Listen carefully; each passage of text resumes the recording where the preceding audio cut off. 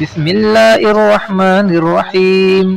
عید کے دن اشراق اور چاشت کا نماز پڑھنا جائز نہیں ہے، تو کیا یہ بات صحیح ہے؟ آئیے علامہ بنوری ٹاؤن کا فتویٰ دیکھتے ہیں۔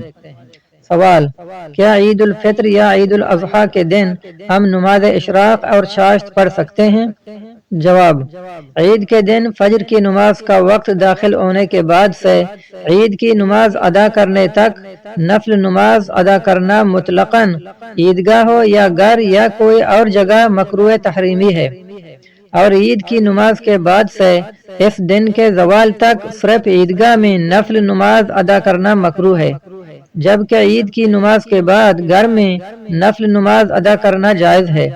لہذا عید کی نماز کے بعد گھر آ کر اشراق اور چاشت کے نوافل پڑھنا جائز ہے۔ تو خلاصہ یہ ہوا کہ جب تک عید کی نماز ادا نہ کی گئی ہو، اس سے پہلے اشراق اور کوئی اور نفل پڑھنا جائز نہیں ہے۔ ہاں، جب عید کی نماز ادا کی گئی تو گھر میں آ کر اشراق بھی پڑھ سکتے ہیں اور دوسرے نوافل بھی پڑھ سکتے ہیں۔